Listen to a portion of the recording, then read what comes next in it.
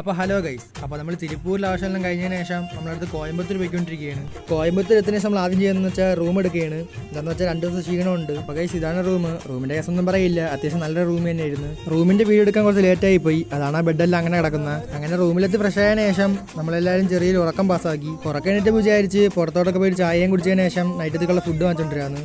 അങ്ങനെ നമുക്ക് ചായ മെയിനായതുകൊണ്ട് തന്നെ ഒരു ചായയും കുടിച്ചതിന് ശേഷം നൈറ്റത്തേക്കുള്ള ഫുഡ് വാങ്ങിച്ചിട്ടുണ്ട്. അതെല്ലാം കഴിഞ്ഞ് തിരിച്ച് റൂമിലെത്തിയപ്പോൾ തന്നെ നല്ലൊരു നേരമായി. അതുകൊണ്ട് തന്നെ ഫുഡും കഴിച്ചതിന് ശേഷം ഉറങ്ങാനായിട്ട് കിടന്ന്. അതെന്താണെന്ന് വെച്ചാൽ നാളെ രാവിലെ നേരത്തെ എണീക്കുള്ളതാണ്. അതിൻ്റെ കാരണം വഴിയേ പറയാം.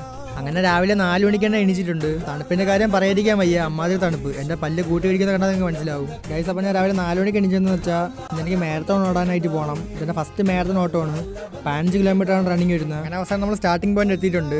സത്യം പറഞ്ഞാൽ നമ്മളെ മിലിറ്ററിയുടെ ഫിസിക്കൽ ട്രെയിനിന് പോയിരിക്കുന്ന അതേ ഫീൽ തന്നെ അവിടെ നിന്ന് കിട്ടി. അങ്ങനെ ഫൈനലി മാരത്തോൺ സ്റ്റാർട്ടായിട്ടുണ്ട് ഗൈസ്. എനിക്ക് ഓടുന്ന വീഡിയോ ഒന്നും എടുക്കാൻ പറ്റിയില്ല. എന്താണെന്ന് വെച്ചാൽ വീഡിയോ എടുത്തു കഴിഞ്ഞാൽ നേരെ ഓടാനും പറ്റില്ല, അതേപോലെ തന്നെ നേരെ വീഡിയോ കിട്ടുകയില്ല ഗൈസ്. ഫൈനലി എനിക്ക് ഈ മെഡൽ അച്ചീവ് ചെയ്യാൻ പറ്റി. എൻ്റെ കുറേ ദിവസത്തെ ആഗ്രഹം വരുന്നത് എനിക്കൊരു മാരത്തോൺ ഓടണമെന്ന്. അങ്ങനെ നമ്മൾ കോയമ്പത്തൂർ എന്തിനാണ് വന്നത്, അതെല്ലാം നമ്മൾ ഫൈനലി കഴിഞ്ഞിട്ടുണ്ട്. അങ്ങനെ നമ്മൾ റൂമെല്ലാം വെക്കേറ്റ് ചെയ്യണം. ഇനിയിപ്പോൾ തിരിച്ച് 4ലോട്ടാണ്.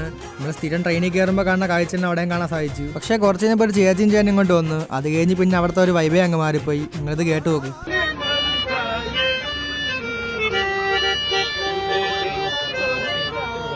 ഗൈസ് പിന്നെ നമ്മൾ ട്രെയിനിൽ ഫുള്ളി സേഫ് ആയിരുന്നു. എന്താണെന്ന് വെച്ചാൽ നമ്മളിരുന്ന ബോഗി ഫുള്ള് നമ്മളെ മിലിറ്ററി ചേട്ടന്മാരായിരുന്നു. അവരും ട്രിവാൻഡ്രത്തോട്ട് വരാൻ നിൽക്കുകയായിരുന്നു ഗൈസ്. അങ്ങനെ നമ്മൾ അവസാനം ട്രിവാൻഡ്രത്ത് എത്തിയിട്ടുണ്ട്.